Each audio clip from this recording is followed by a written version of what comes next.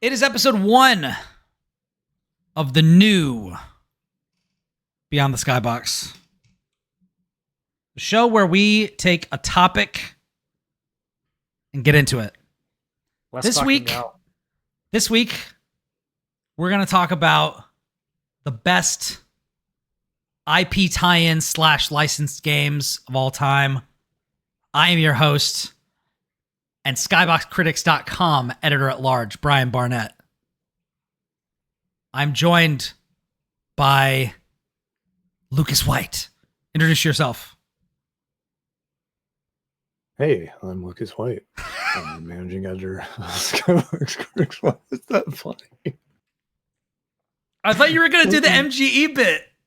I wasn't sure if it was appropriate to do that on every show or not. It's fine. It's fine. You don't have to. You do whatever you want. I almost killed you. We didn't even get started. You did. You almost murdered me on our first episode of the new Beyond the Skybox.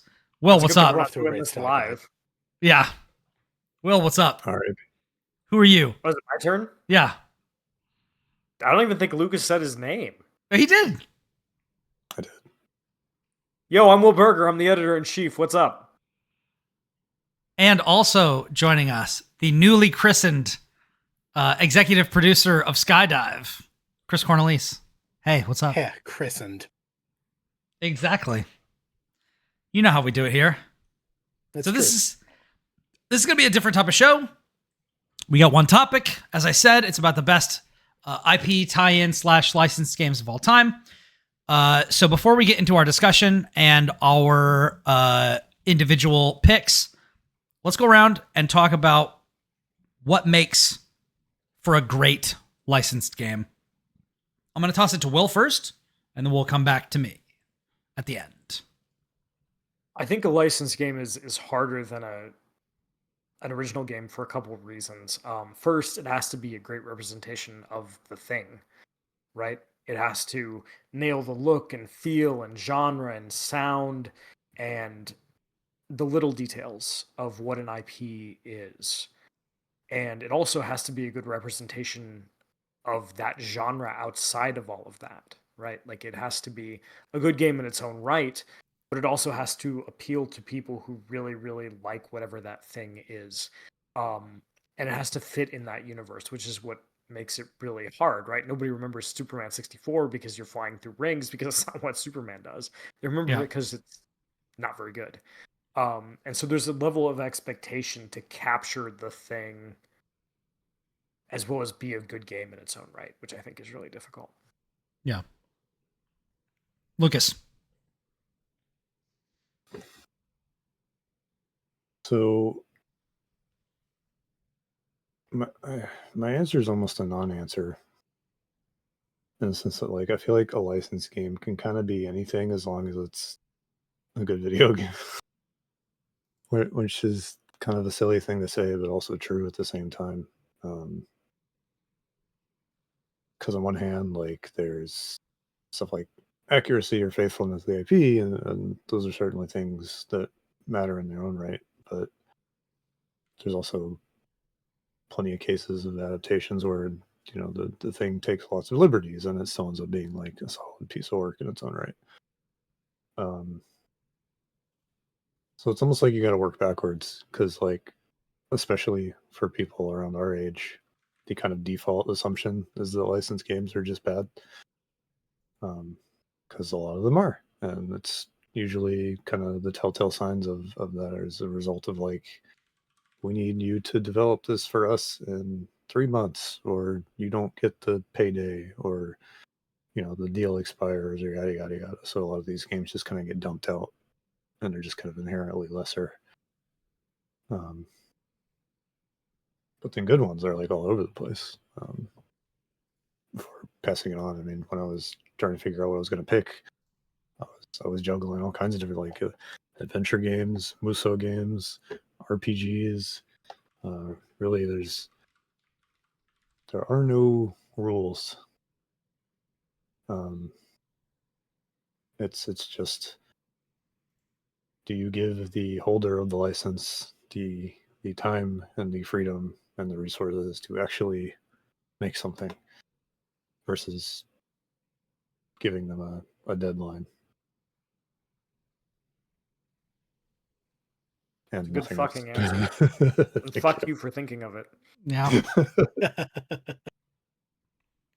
All right, Chris, what's your answer to this? Well, obviously, I like both of the prior answers as well, but it would be a cop out to just go completely that. So, By the way, thanks, Lucas, for the non-answer to that question as you put out there. My man is running for Congress. love it. Call that it's the Hakeem Jeffries. Don't talk to me But about yeah. politicians from New York, bro. Yeah, Don't do it. it's a mess right now. But anyways, Chris. Yeah, so IP games come in all sorts of, flavors, genres, styles, or whatever. And I think a lot of what Lucas said can be boiled down to, it really depends. Does the team have passion, and are they given the resources and time to flex that passion? Because any of these games could be bad, they could be good, but as I said, so many licensed tie-ins were just, there is a movie coming out at this date, you must have a game on the shelf to capitalize on that for the general audience, chop chop. Yeah. The shovelware, no one thinks of them aside from the handful of people who happen to get them, under a Christmas tree or something like that. But but when you get the people who are like, we have the time, we have the resources, we have the ideas, and we have, an intellectual property that is willing to let us cook, then it's the same as writing for any other property or building for any other property. It's just, are you respectful of the source material? Do you take it and highlight its unrealized potential almost? Yeah. What could this thing be that it isn't in its source material? How can we make that shine? How can we make a cool game out of that? Yeah. I think the best tie-in games and such are ones that do exactly that. Not necessarily just following things beat for beat, but going, what could make this franchise or this series or this idea a little better that it can't do in its source material? And yeah. I think that's what makes them really stand out. Yeah. For me, obviously, I agree with all of these answers. I think for me, it comes to like how I approach games as novel experiences in their own right. Like if I'm looking at a licensed game, I do want it to create the same types of feelings that I get from the source material. And if they can create a similar moment. So like, for example, if we're talking about like a horror franchise, then you would want potentially that game tie-in to give you a bit of the same feeling you have in one of the scary scenes from like that movie or something like that. If it's a really exciting, like kind of pump you up type of a thing, I want to get those moments in the game. I want that to be translated. Or it can be a decentering experience where it can take a thing that you love and help you examine it from a different perspective. Like let's say if there was a Marvel game, but it was like a surgeon simulator about Night Nurse or something, instead of being like an action game. It's like, that could be cool.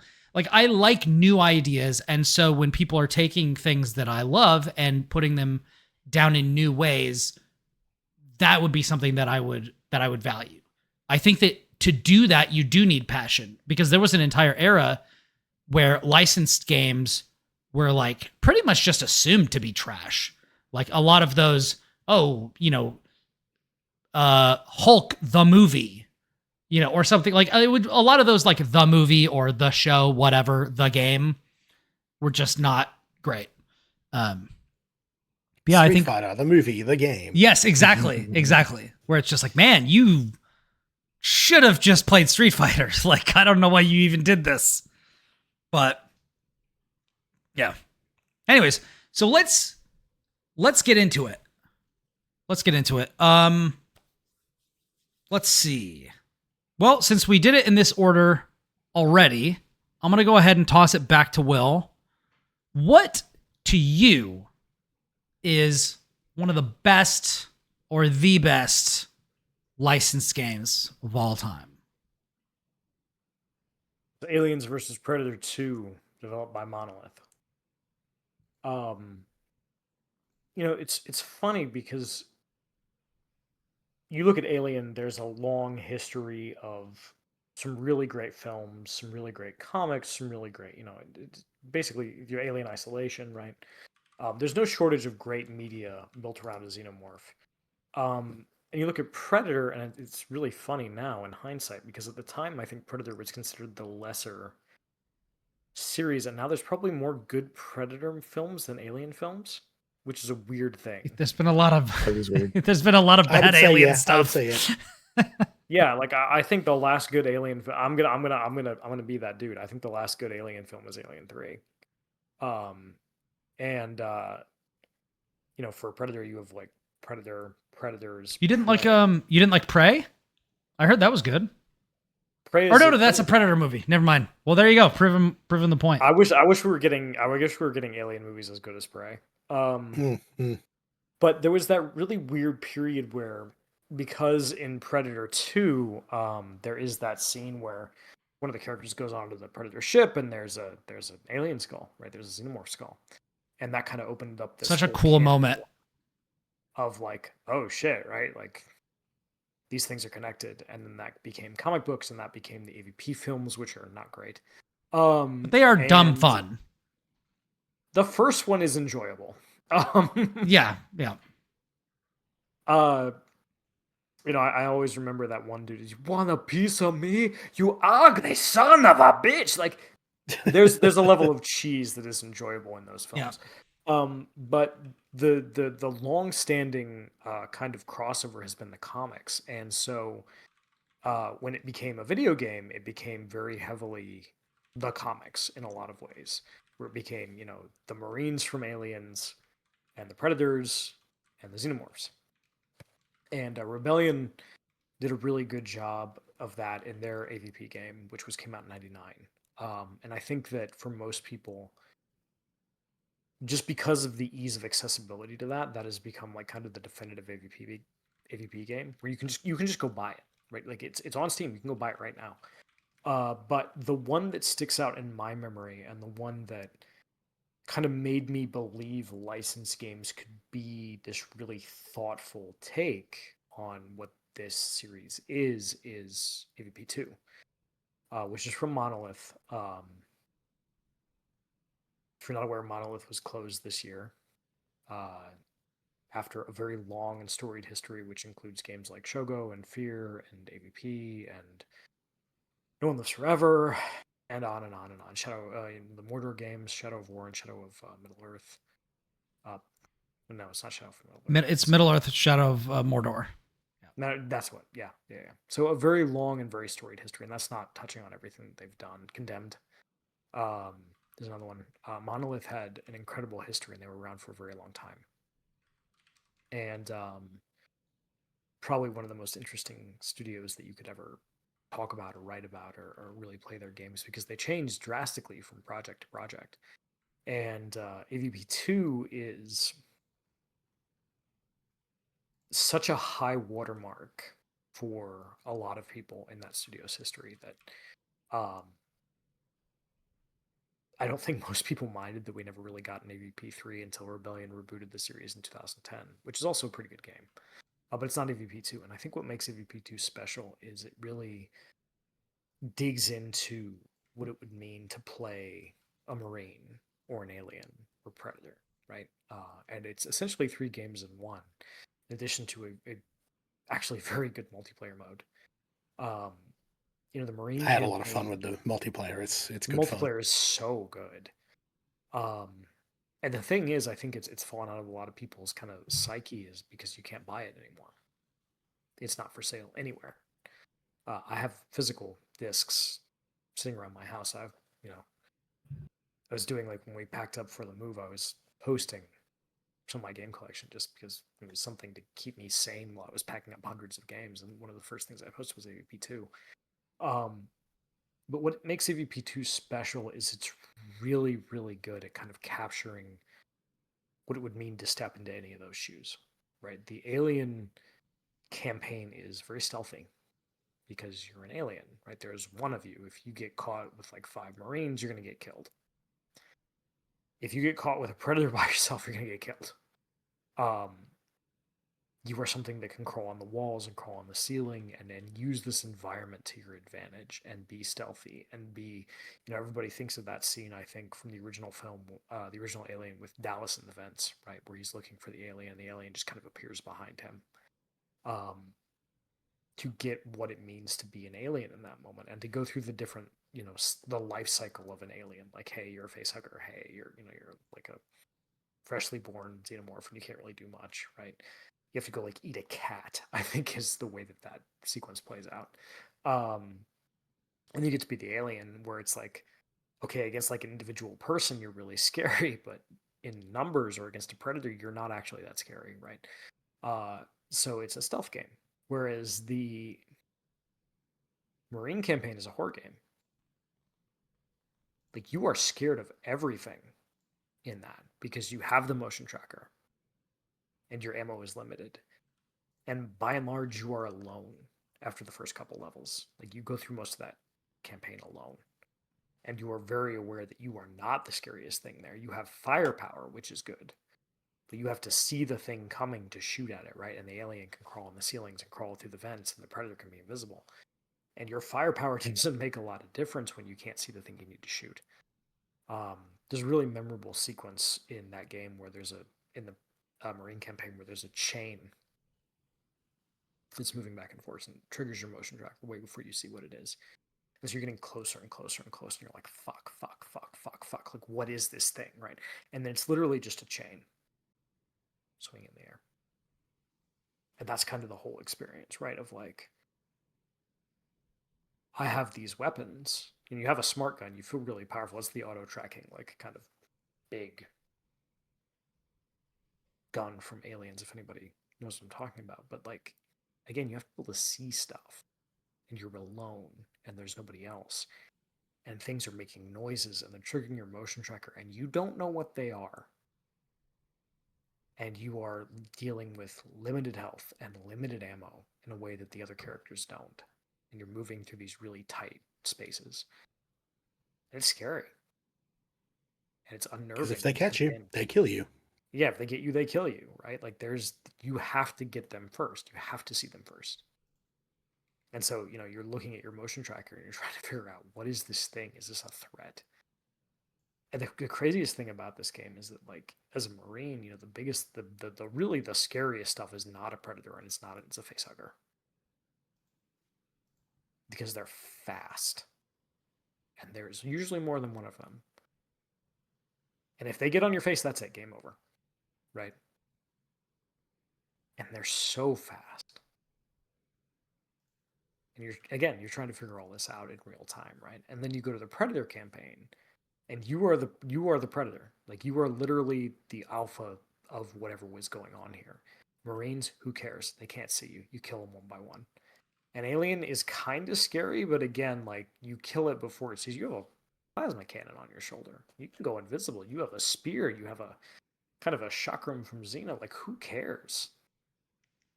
You move around this world and it kind of bends to you. And you also have a face mask on, right? Like, or does that not defend you against them? It doesn't defend you, but it does allow you to see in 3 different wavelengths. Like, you can see regularly, you can see infrared, and you can see, like, heat, basically. Metro Prime eats your heart out, basically. Yeah, like, there's nothing that can hide from you. As I kind of compare being the Predator in that game to being 47 in Hitman and like a modern Hitman, where you just know where everything is. And it's just a matter of approaching it in the right way, right? But your stuff takes cooldown. You have to be careful, right? Like, you are not, like, 3 Marines against you. If they see you, they're going to kill you. So it's all about, like, kind of forcing the situation to be what you want it to be. Whereas an alien, you're just kind of waiting for the situation to be what you want it to be. And then as a Marine, you're dealing with whatever it is throwing at you, right? There's a different level of agency there. Whereas the Predator is the most agency, and the Marine is kind of like, I just have to deal with whatever it is. And this level of forcing you to be in the shoes of these characters and forcing you to be uncomfortable or forcing you to be very comfortable, right, with the predator and figuring out how to navigate things is really interesting because it also does a really good job of capturing the moment to moment stuff of, hey, I'm Marine. The pulse rifle sounds like this. Right? If you've ever seen Aliens, you know that there's a very distinctive noise, right, that is made when the pulse rifle fires. And that's not one of those like nerd things, right, where it's like, oh, it has to sound this way. But there is a sense of like appreciation for why those things are the way that they are. The pulse track, the pulse rifle sounds a certain way. The motion tracker beeps a certain way. So when there's a lot of things on screen, it's beeping constantly. And you're like, oh shit, oh shit, oh shit, right? As a predator, the predator makes these little vocalizations, or when you change the visors, it makes a little noise. It's giving you information through audio, through visual, through like, this is where you are, this is what you are doing, this is the thing that you are. And each campaign puts you in a very different mindset to the idea that you may not like the Predator campaign. You might just want to play the Alien campaign or the Marine campaign or just the Predator campaign, right? Like there's one that you might latch onto to them as might feel very foreign to you. And I think it's really impressive that in a game that is basically billed as like, hey, here's these 3 different universes that also come together in multiplayer, and the multiplayer is very good. And again, these characters that you can play as feel very different, right? And their team sizes are adjusted appropriately. Is you are in this role, and how you deal with this is up to you. But it's going to feel like your level of power is resultant to the role that you occupy. And that's either going to be really good for you or that's going to be really bad for you. That might be really easy for you or that might be really stressful for you. And I think what makes that game really excellent is that there are people who will pick one campaign and play it because they don't like the way that the other one feels, because they're very different games. It's basically 3 games in one game. And I think it's still probably the best representation of it in a lot of ways, like what it means to be like a colonial marine in Aliens, or what it means to be an alien, or what it means to be a predator, right? There's a lot of games that have tried to do all of those things. But AVP2 is like, what if we did all 3 of them, and basically what if we did them perfectly? And that's really rare, because usually a licensed game asks you to do one thing, to inhabit one role, and this is, here's 3, they're very different. You're not going to approach them the same way. We've basically made 3 different games for you. So, AVP2, a classic. Play it if you can. Very nice. Unfortunately, it's not sold on most places anymore, so don your tricorn hats, folks. Yeah, no kidding. Set sail, my friends. Looks like there's a whole website dedicated to that anyway, or they have like all the mods and everything set up in a Discord server. So yeah, the community has been really good about preserving that game because basically nobody else has. So if you want to play it, if that sounds interesting to you, there are ways to do it. It's very easy to find, but it is a crime, frankly, that there's no legal way to buy that game. Wild. Cool. All right, Lucas, what do you have? oh goodness, that's hard to follow up. So Yeah, especially because of how detailed he was. I'm like, I don't have that much to say about this thing that I'm going to talk about. But I might switch gears. Game. It's just that good a game. Yeah. It really is. Like it's I hope our audience knows by now that I'm not gassing stuff up for the sake of it, but AVP2 feels like one of those games that I don't know if you could make that game today, honestly. probably not. So mine almost feels like cheating a little bit, but it's really just a different angle. Because it's almost an accidentally licensed game. Because basically, how to put it, it's indie comics, right? So in the late 80s, you had indie comics really sort of rising in notoriety and different things happening from them. Best example, Ninja Turtles. That's a indie comic that comes out. It's basically a parody of Daredevil. And then it turns into the massive cartoon show. So what we have here is there's a guy who works at LucasArts. His name's Steve Purcell. And LucasArts is hot off of Monkey Island. It's got its whole, they call it the Scum engine. And they've basically taken adventure gaming and they've made a tool that makes it intuitive, easy to use, and both a user perspective and internally. They're like, we need to do more with this.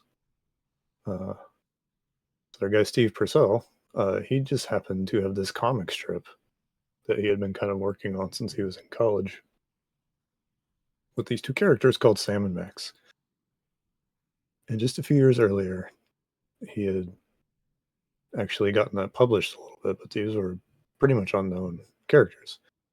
But he had kind of been, they're his, so he had been goofing around using them in internal materials at LucasArts. He had been putting them in company newsletters, and I think they were like test dummies for like internal Scum stuff. And they were like, hey, you're doing good work here. You're doing the silly stuff. Let's make a game with your characters. Why not? So we get Sam and Max Hit the Road, which is, it is technically a licensed game, but it's going to be the first encounter most people have with these characters. And then maybe they find the comics later. Sam and Max Hit the Road is a pretty traditional LucasArts style adventure game. You click on things and your characters react. There's puzzles that involve you putting items together. You have your inventory. And then it's just like full of silly dialogue. That's kind of the whole game. You just kind of walk around and you solve the goofy puzzles. And they're not really like traditional video game puzzles. It's more like use the item with the right thing to solve the situation. Famously, you put logic. Yeah, exactly. Famously in Monkey Island, you put a you put a rubber chicken in the middle of a pulley and you use that to like zip line or something. So it's really dumb Grim stuff. Fandango has some really stupid stuff in there as well. Probably the worst offender maybe is Grim Fandango. Yeah. That game rules, though. We're not going to have Grim Fandango slander on this podcast. Sure. No, we're not. But just some of those puzzles are insane. Yeah. That's kind of what those games are. But Sam and Max Hit the Road, I think, is just one of the funniest games I think I've ever played in my life, and I don't think anything's ever come close. And part of it is just like the dynamic these two characters have, because it's a buddy cop thing on its face. Sam and Max is a freelance police, which, like, on its face, that is such a outrageous thing to say. It is. But it's not a buddy cop in the traditional sense where it's like there's the straight man and then there's like the goofy guy. Instead, it's two people that are completely deranged, just in different ways. The one guy who seems to be the straight man, probably actually more deranged than the guy who's got shark teeth and is a bunny. Actually a slavering maniac, yeah. Yeah. And just the way they bounce off of each other is really, really good. Max is just crazy, and his answer to everything is violence. Sam is more like, I don't know, like chaotic neutral almost, where he just kind of is okay with anything that happens in front of him. Sociopathic, maybe. Yeah. But they both have like really good vocabularies, despite their like difference in character, and so like they speak with this like this really just like sociopathic intelligence that it's hard to explain, but also like I just don't think you really encounter anywhere else. Like everyone else trying to do similar things is usually they're just like trying way too hard, or or it's like too crass, or it's not weird enough. It's not subtle. It's a very kind of very very carefully threaded needle in terms of like how over the top are these characters really, despite them being like animals. And it's compounded by Sam in this incarnation. He's voiced by Bill Farmer, who's the voice of Goofy, still the voice of Goofy. And the guy who voices Max is not as well known. He's the Russian president in 24, apparently. Wow. Fair enough. But he speaks with this like Brooklyn accent, and then you've got Bill Farmer, who's kind of trying to do like he's Bill Farmer, but maybe through like Dick Tracy kind of thing. And these characters are just like they spend the whole game just bouncing off of each other. And they're in this weird world that's like a very tuned up and twisted like Americana. And the story of the game is a road trip. So they start off and it's like, okay, it's a goofy, nasty New York, and there's like people-sized cockroaches and rats everywhere. Ha ha ha. But then they end up going on this adventure where they like, they end up in the equivalent of like the Rust Belt and the Midwest. They go to convenience stores that you would only see in like, Delaware or something. They end up in like going to tourist attractions that are very obviously inspired by things like the giant ball of yarn and stuff like that, and like dinosaur parks and alligator golf courses. And they end up discovering a secret society of Bigfoot people, and there's like an evil country singer, and it's just, aren't they all? yeah, but like this one in particular. But evil by just, country singer standards, Yeah, exactly. It's just like, what if a Disney person was just completely unhinged and no one was telling him no, but he wasn't quite going the route of like a comics person who gets an HBO special and just puts like, blood and feces everywhere. Ironically, this man works for Pixar. So there's a rub, but it's hard to say more about this. I don't have like lines memorized and things like this, but it's just really impressive how in this time period in the in the 90s when LucasArts was making real video games, where you could have something like a massive company license a tiny indie comic book barely published by one of their employees who is just like part of the creative team and doing a great job, and they reward him in that way, and it ends up being something that like it's not huge. There is like more comics, and there's a cartoon show, and then Telltale. I've seen that. That was my first introduction to it. Oh, the cartoon show? Oh, it's yeah. It's so good. The Christmas special is set on a prison. And I don't know. It's just like there's nothing else like it, and I think when it comes to licensed games, it's cool when you see something that it's not just a license because it's something that's big and they're like, we license this because it will make our numbers go up higher. It's not like licensing a known quantity. It's like, even though it's licensed, it's still inherently a risky niche thing. I think that's very cool. Yeah. Good stuff. It is very cool. Shout out to LucasArts Adventure Games. Shout outs to LucasArts in general. You might end up hearing about another one of their games later. I haven't decided yet. So let's kick it to Chris to see what he's got to say. Well, I opted not to talk about a LucasArts game in the planning of this show. So, yeah, I could it was very, very, very tempting to talk about something Star Wars adjacent, but I did not. But I am talking sci-fi, so let's go with that. So rather than anything animated or whatever, nothing. No, the actual physical media that this adaptation was also still nerd adjacent. Like, let me just rip the band-aid off and say, Warhammer 40,000. Oh boy. It's crazy. It's wild. And it is grim darkness, you could say that there's only war. in the grim darkness of the far future, there is only war.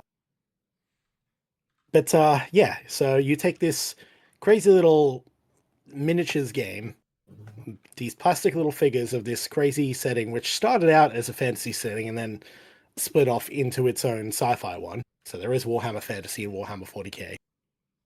And these games are notoriously expensive, right? Like, the models are very pricey and have only gotten more egregious. It is very much a rich man's hobby, has been from the start.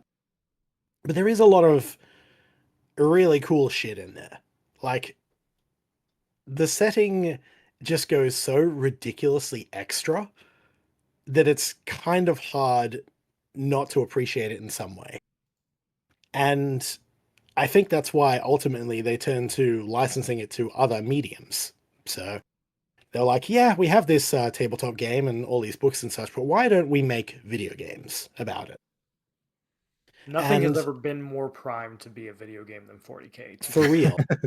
And I think, and I have to give, limited credit here to Games Workshop for actually recognizing this, because unlike a lot of various licensed games and IP holders, they will hire that shit out.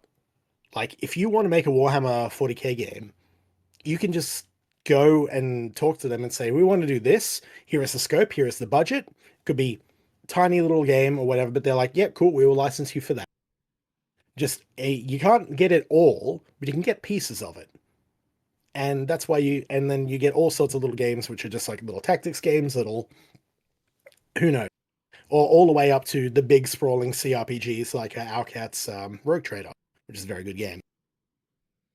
And an interesting fact of this is that the original IP has itself benefited from these video games, because Which is why it's a smart idea to greenlight these things. Absolutely.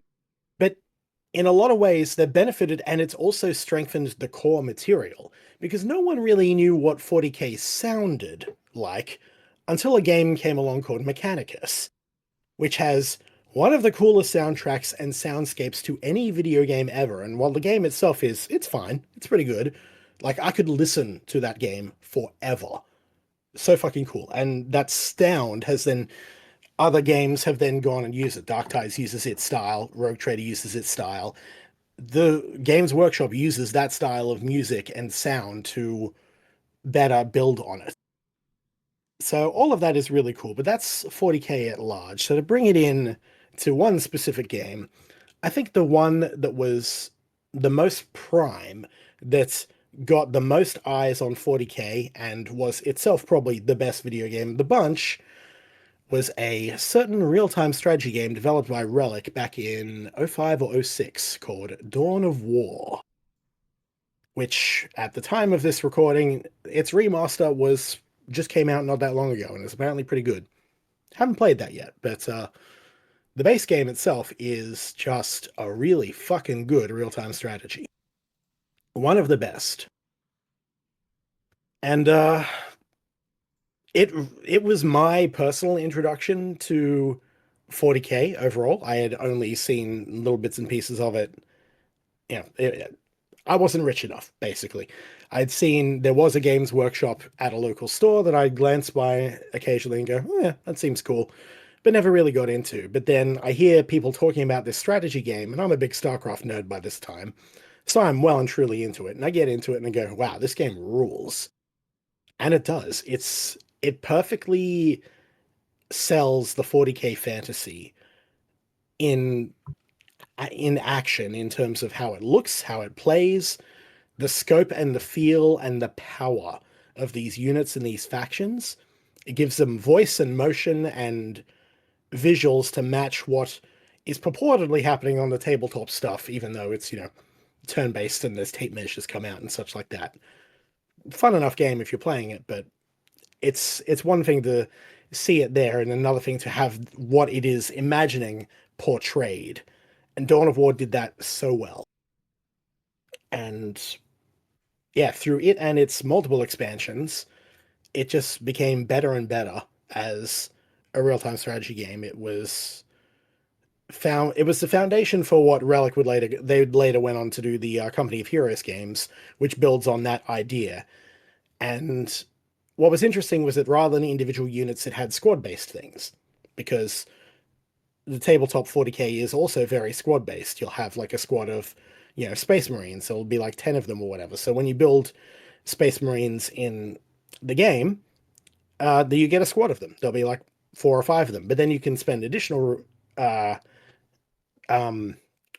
currency resources. That's the word. Resources. Spend additional resources to add to your units to give them better upgrades, like from the tabletop games. To give, this one now has a rocket launcher. There are now additional units. This one has a stronger leader attached to it who gives them a morale buff. It just translated so many of the rules and ideas of it and made a really, really cool RTS out of it, which to this day, because the RTS genre has been kind of in a what's the slump? word I'm looking for? Slump. That's it. I was thinking flump for some reason. It's been in a flump. Don't worry about it. Yeah, it's been in a slump since the last StarCraft 2 came out, really. And yeah.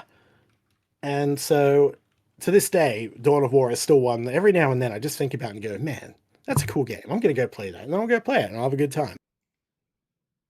So nice. It got 3 expansion packs. Each one of them added new factions, which was cool for all the people who played that. And then it got 2 sequels, both of which were different. 2 was good. 3, not so good. But 2 was also very different in style. Like, it kind of eschewed the whole base building thing entirely and focused just on the actual squad management. Played a lot more like Company of Heroes at that point. So, very cool games, but Dawn of War 1 is the one closest to my heart because it plays closest to what I like. And yeah, it's just a really good introduction to 40k. It's something that both 40k and RTSs and such fed off each other well and kind of, elevated it. So Very as nice. far as good IP crossovers and adaptations go, it's got to be Dawn of War. Nice. It is Do you have unfortunate that you anything to chose. say about the remaster? Say again, sorry? Sorry, I didn't mean that. No, go ahead, Lucas. Do you have anything to say about the remaster? I think that just came out. I don't know if I did mention that it just came out. Unfortunately, I have yet to play it. I do want to, though, because I'm down to. I think it has all the campaigns in it, so all the expansion packs, which is good. And nothing really to comment on. Can't speak on it yet. Haven't checked it. But the original is still very good, and I think there's a permanent. If you own the original, you have like a permanent discount applied to the remaster if you want to get it, which is good of them. So the one day I'll pick it up. The definitive edition does come with all the expansions, enhanced visuals, and improved camera and 64-bit platform support.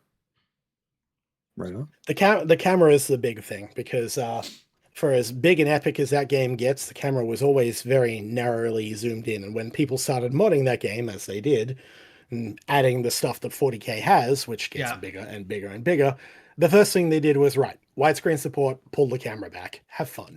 Yeah. So it's good that's just in the game now. I haven't played Baldur's Gate 3 in a while, but I keep wishing that somebody did a camera mod for Baldur's Gate 3 because I just need it to be zoomed out. It's just I can't. You need it to look like Baldur's Gate 2. Yes. I'm right there with you. I get it. Fancy that. It's a shame that you chose that game because that game is disqualified from being the best licensed game because it was not called Dawn of Warhammer, which is just the biggest missed opportunity ever. But they did go with Total Warhammer. No, they didn't. That's the problem. Yeah. Everyone calls it that, but it's not actually called that. Is it not actually called that? No, it's Total War Warhammer. It's really stupid. Yeah. Or it's Warhammer Total War, one of the two. Yeah, it is absolutely not that, and it should have been. Yeah. The listeners at home can't see my face right now, but I've been slack-jawed for about 30 He's seconds. gobsmacked. Yes. This But was the that's what you easiest assume. layup in history. Yes. Just You pass it assume to it Michael to be Jordan. correct. What are Yes. you doing? Yes. They took the shot and bricked, and I can't believe it. You had MJ on your team. Come on. I know you want to be like Mike, but you're not him. Just do Just it. give it to Michael Jordan, bro. Like, what are you Anyways. doing? Yeah. So Oh, goodness. great picks from everybody. So I'm in the unfortunate situation of having two really fantastic options to choose from. Of some of my favorite games, two of my favorite games of all time are licensed games, like in my top 5, top 6 ever. And so I have an opportunity to do another sci-fi game and have it be 3 out of 4 sci-fi games, or I can go the other direction. And I'm debating what I want to do. Only you can make that decision, Brian. Yeah, He had 3 other people to listen it's true. to, chat. It's true. 3! It's true. And in that time, he couldn't be like, I think I want to do this one. Yeah. Because I know what's expected of me. If you look in the background, if you look over here, I know what's expected of me. But then something came to mind as we were talking about this, and I think I got to swerve. I think I got to swerve on him. So you might You expect. can give an honorable mention if you want. I gave it to Mechanicus. No honorable mentions. No, you pick Okay, one. Fine. So I will not give an honorable mention to Dragon Ball Fighters, since Will said that I can't do that. So I'm not going to do that. So what Definitely I not. will say is, for my money, and real talk, the reason I'm picking this is because I have more to say about this one. I've written so much and talked so much about Dragon Ball Fighters. But this game I have not talked that much about. It's true. If you've ever been around Brian, it's like, what's that old thing, Murphy's Law? Like, the longer an argument goes on the internet, the greater the likelihood of somebody invoking Hitler approaches 1. That's The Godwin's longer Godwin's you're Law. around... Yeah. What is it, Chris? Murphy's Law is if something can go Godwin's wrong, it Law. will go wrong. That's Godwin's Law, right? Yeah. Godwin, Okay, it's one of the Godwin's, two. Godwin's Brian's Hit law is if you are Murphy's around Law. this motherfucker for any length of time, he's gonna bring up Dragon Ball Fighters. Yeah. Or Super Metroid. It's one of the two. But The yeah, probability approaches 1. yes. It will eventually happen. Not as fast as it used to. I'm an old man. Sometimes it takes it a while. But anyways, so what I am going to talk about is a little game from Lucasfilm that came out and changed my life. And that game also has some naming convention shenanigans that came up with it. It is Star Wars Jedi Knight 2 Jedi Outcast. Oh, this is a good pick. This is I'm a so good pick. proud of I you. accept this. I accept it. Yeah. So we were talking about Star Wars before the show, but this is pound for pound one of the best games ever made. Shout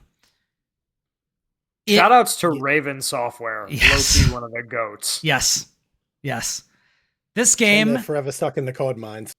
Yeah, now they're in the Call of Duty Salt Mines. Yeah.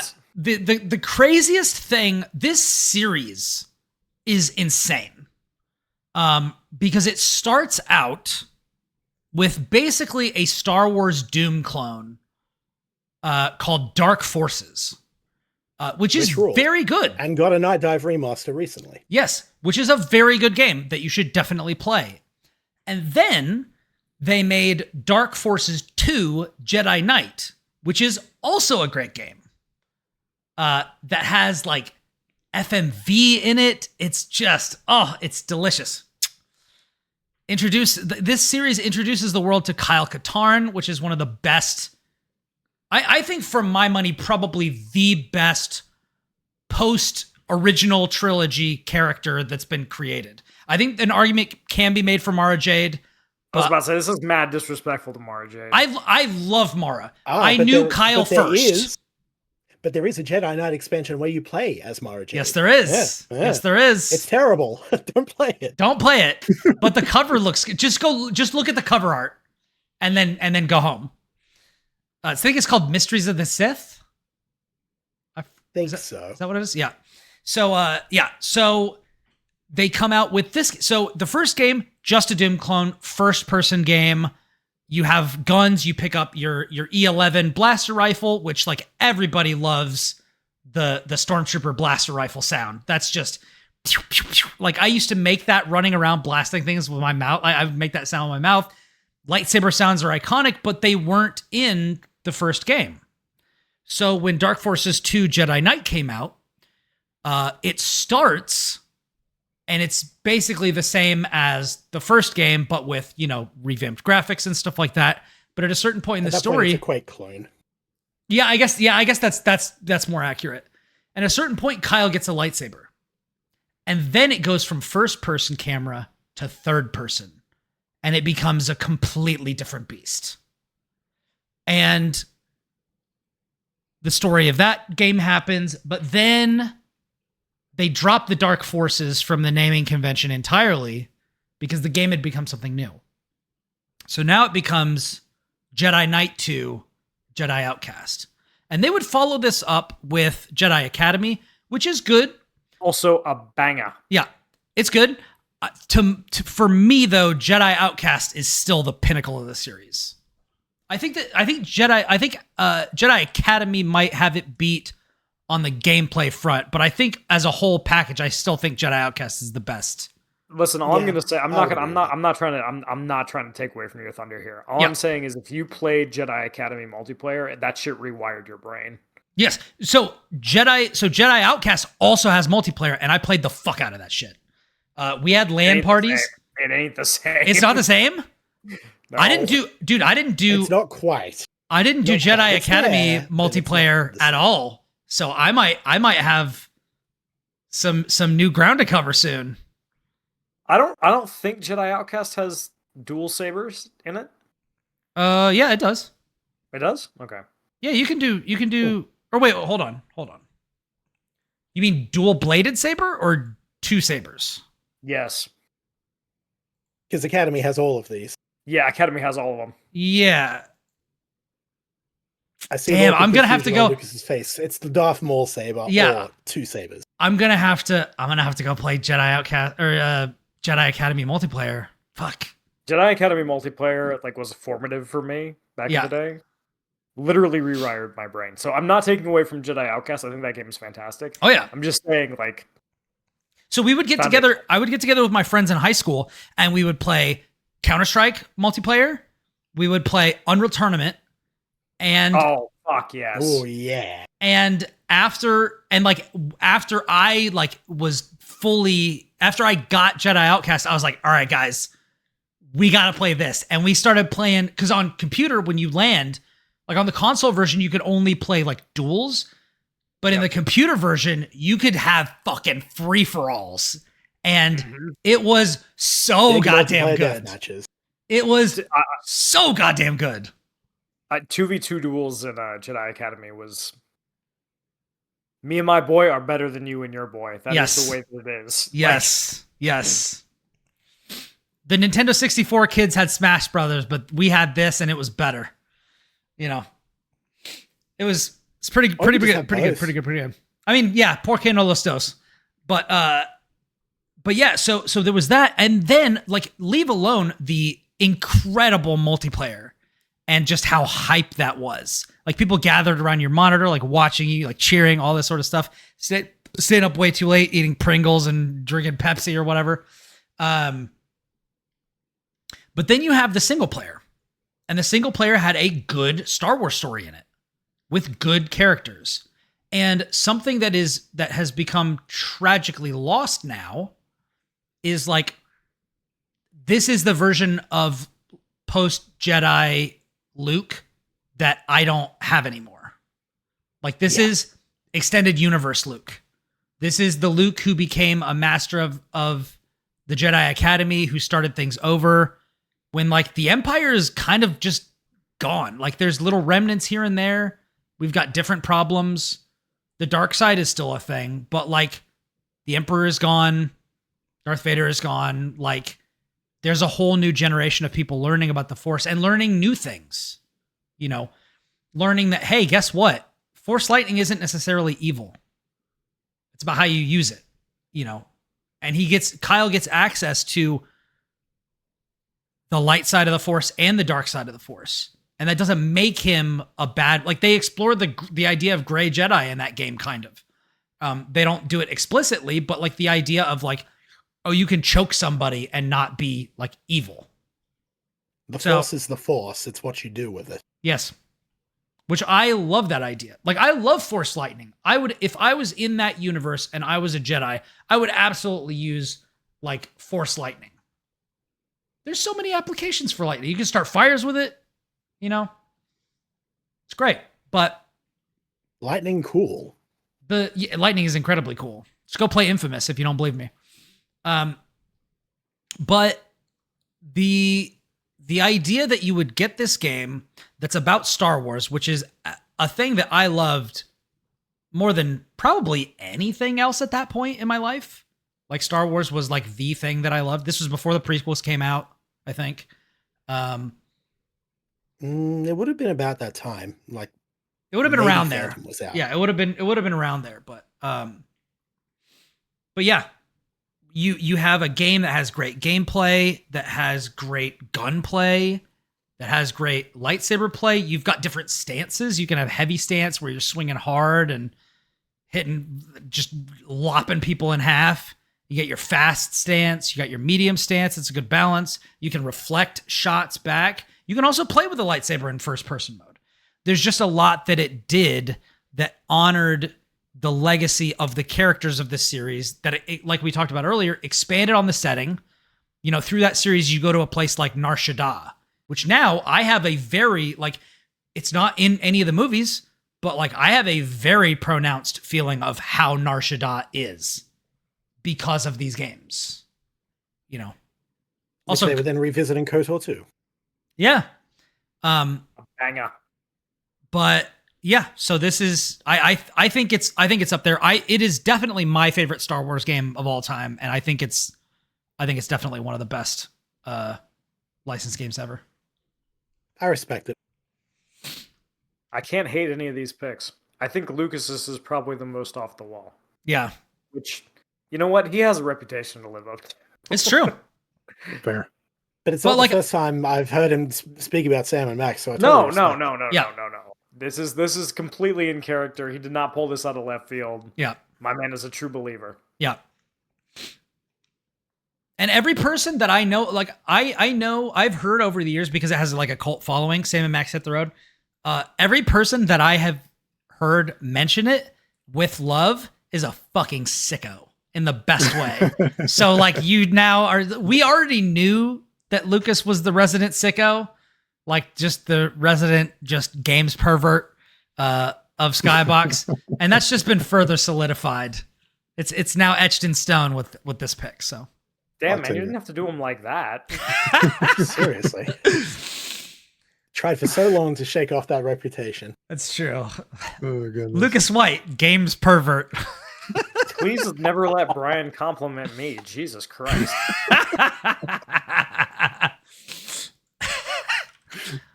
All right, everybody. Well, that's been Beyond the Skybox, the new Beyond the Skybox episode 1. We hope you love the show.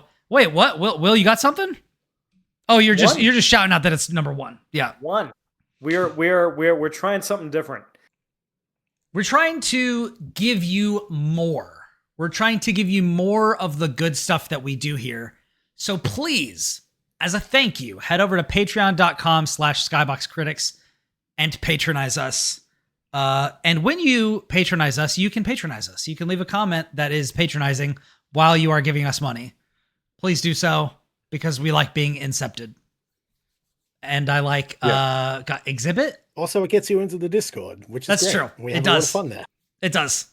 At the $5 level, you can join the Discord. At the, I think, $10 level, there's other levels above that where you get access to different shows, like Into the Skybox, which is the one-on-one cutting room floor show where I meet and talk to our writers about the pieces that they've written, their process, some stuff that they didn't get a chance to talk about in their published works.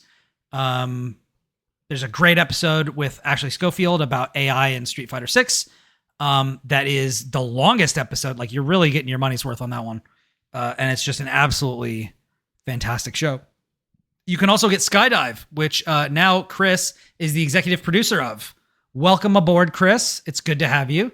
And you can check out, I believe that is at the $25 a month level. You can check out, we already have published our first episode of Skydive, which is about the Marvel vs. Capcom series. And as we announced on the recent episode of Skybox After Hours, the next episode that we are doing is about Turtles in Time and the Hyperstone heist. So get ready. It's going to be a good one. It's going to be It's going to be good. Get ready. Oh, yeah. So they're all going to be good. I'm going to make sure of it. It's my They baby. are. Listen, we should definitely trust Chris, but like, it's fucking Turtles in Time. it's Turtles in We're Time, baby. coming out swinging. We're coming out swinging. Yeah, we are. Chris is coming out. So now it's time for me to compliment Chris in my own unhinged way. Oh, no. I did the first episode of Skydive about Marvel vs. Capcom. Chris is coming out and he's just slamming his giant sausage down on the table and saying, "We're doing Turtles in Time." Just his giant foot-long hog saying, "Look at this. Look at this. It's shaped like a turtle and it's got nunchucks." It's funny because I didn't even pick that one. Yeah, no, you didn't, but it's fine. Who says that the compliments or comments that I make have any basis in reality? It doesn't matter. We do it for the culture. boy. But anyways, when you're not listening to these shows and patronizing us, you can check us out on social media and various other places like that. You can find me on Blue Sky and Backlogged at Brian Barnett, BrianBarnett.